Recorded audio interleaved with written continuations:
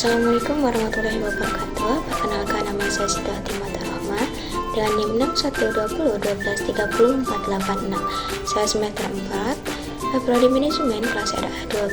Di sini saya akan mengulas ulang apa saja sih materi yang sudah saya pelajari di mata kuliah Manajemen Lintas Budaya. Langsung saja kita ke pembahasannya.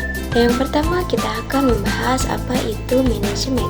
Dan manajemen adalah proses perencanaan, pengorganisasian, pengarahan, dan pengendalian yang dilakukan untuk mencapai tujuan.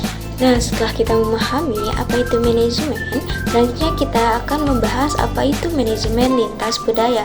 Dan manajemen lintas budaya adalah sistem yang mengatur organisasi atau perusahaan internasional yang terdiri dari berbagai budaya. Nah, setelah kita mengetahui apa itu manajemen lintas budaya, selanjutnya kita akan membahas apa saja kunci dari manajemen. Kunci manajemen ini ada dua. Yang pertama ada PDCA atau POAC, dan yang kedua ada goals atau tujuan. Yang selanjutnya ada tiga good thing. Yang pertama ada good looking, yaitu good dari penampilan. Yang kedua ada good communication, yaitu good dari segi komunikasinya. Yang ketiga ada good attitude, yaitu good dari segi attitude-nya atau segi perilakunya. Nah, good attitude ini dibagi menjadi dua. Yang pertama ada hard skill, yaitu sekitar 20%, dan yang kedua ada soft skill sekitar 80%. Nah, untuk ukuran attitude sendiri itu ada tiga. Yang pertama ada skill atau keterampilan, yang kedua itu ada knowledge atau pengetahuan, dan yang ketiga ada attitude atau sikap. Nah, untuk branding itu sendiri dibagi menjadi dua. Yang pertama ada personal dan yang kedua ada profesional. Untuk yang personal itu contohnya seperti Instagram, dan untuk yang profesional contohnya itu seperti LinkedIn. Nah, selanjutnya kita akan membahas materi yang kedua tentang apa itu manajemen lintas budaya. Nah, manajemen lintas budaya adalah ilmu disiplin yang mempelajari bagaimana perbedaan budaya mempengaruhi praktik manajemen dalam konteks global.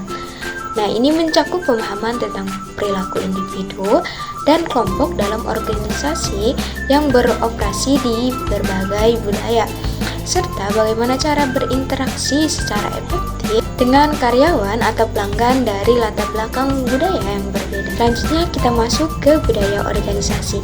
Nah, budaya organisasi ini dibagi menjadi 4 bagian. Yang pertama ada budaya klan, yang kedua ada budaya adaptif, yang ketiga ada budaya achievement, dan yang terakhir ada budaya birokratik. Selanjutnya kita masuk ke 6M unsur manajemen. Yang pertama ada man, yaitu orang. Yang kedua ada material atau bahan. Yang ketiga ada mesin atau mesin. Yang keempat ada method atau metode. Yang kelima ada money atau uang.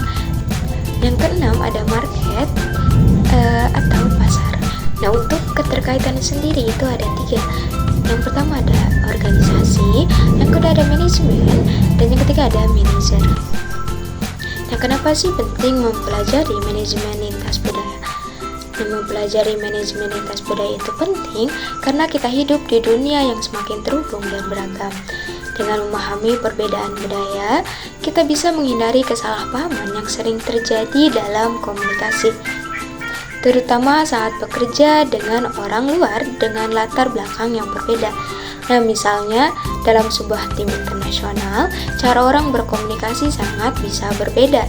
Apa yang dianggap langsung dan jujur di suatu budaya mungkin dianggap kasar di budaya lain. Kenapa kita sebagai anak manajemen harus mempelajari budaya dan pengkondisian budaya yang berkaitan dengan kepemimpinan organisasi? Saya ingat waktu pertama kali masuk kuliah manajemen, saya pikir yang penting cuma ngerti teori-teori tentang bagaimana mengatur orang dan sumber daya supaya perusahaan bisa berjalan dengan lancar. Tapi seiring waktu, saya mulai sadar kalau manajemen itu nggak cuma soal angka dan strategi, tetapi juga soal memahami orang dan bagaimana mereka berinteraksi dalam sebuah organisasi. Budaya organisasi itu seperti jiwa dari perusahaan yang nggak bisa kita lihat secara fisik, tetapi bisa sangat berpengaruh pada cara kerja dan suasana kerja. Nah, misalnya nih, Di sebuah perusahaan yang punya budaya terbuka dan saling menghargai, karyawan biasanya lebih berani mengeluarkan ide dan berinovasi. Sebaliknya, kalau budaya yang ada terlalu kaku dan hierarkis, orang mungkin jadi takut buat ngomong dan akhirnya kreativitasnya jadi mati. Nah, ini yang disebut dengan pengkondisian budaya, yaitu bagaimana budaya dibentuk dan dipelihara supaya sesuai dengan tujuan organisasi. Sebagai mahasiswa manajemen, pernah nggak sih kita merasa bingung kenapa di sebuah perusahaan meskipun semua orang punya tugas yang jelas, tetapi suasananya terasa berbeda? Kadang ada yang seru dan bikin semangat, tapi ada juga yang bikin stres dan gak nyaman. Nah, disinilah peran budaya organisasi dan pengorganisasian budaya jadi sangat penting. Nah, terutama buat kita yang belajar manajemen. Contohnya nih, kalau kita mau menerapkan perubahan dalam organisasi, tapi kita nggak memperhatikan budaya yang sudah ada, bisa-bisa perubahan itu ditolak atau malah menimbulkan konflik. Sebagai anak manajemen, saya merasa wajib banget nih memahami hal ini, karena kalau kita cuma fokus pada aturan dan prosedur tanpa memperhatikan budaya, maka manajemen yang kita lakukan bisa jadi kurang efektif. Jadi, belajar tentang budaya dan bagaimana mengkondisikan budaya itu membantu kita jadi pemimpin yang lebih bijak dan peka terhadap kebutuhan orang-orang di sekitar kita. Nah, selain itu, budaya juga mempengaruhi motivasi dan kepuasan kerja karyawan. Kalau kita tahu bagaimana cara membangun budaya yang positif, maka karyawan akan merasa dihargai dan termotivasi untuk bekerja lebih baik. Ini tentu saja berdampak langsung pada produktivitas dan keberhasilan organisasi. Jadi, mempelajari budaya dan pengkondisian budaya bukan hanya soal teori, tetapi juga soal praktik nyata dalam mengelola manusia dan organisasi. Singkatnya, sebagai anak manajemen, mempelajari budaya dan pengkondisian budaya itu sangat penting. Selanjutnya kita masuk ke materi yang terakhir, yaitu tentang bisnis internasional lintas budaya. Nah, apa sih bisnis internasional lintas budaya itu? Nah, bisnis internasional lintas budaya itu artinya menjalankan bisnis di berbagai negara dengan memperlihatkan perbedaan budaya, bahasa, dan kebiasaan masing-masing negara. Nah, penting banget buat kita bisa paham perbedaan ini supaya nggak salah paham, bisa bangun hubungan yang baik, dan akhirnya bisnis kita bisa lebih sukses di pasar global. Berikut ini beberapa budaya penting yang ada di dunia. Nah, untuk yang pertama itu ada Amerika Serikat yang dikenal sebagai melting spot yang menonjolkan kebebasan, kesempatan, dan American Dream. Untuk yang kedua ada Cina yang menonjolkan lebih ke etos kerja, disiplin, tidak takut memulai dari nol dan terus belajar. Yang ketiga ada Melayu yang menonjolkan kehidupan diatur oleh adat dan nilai Islam. Yang ketiga ada Melayu yang menonjolkan kehidupan yang diatur oleh adat dan nilai Islam.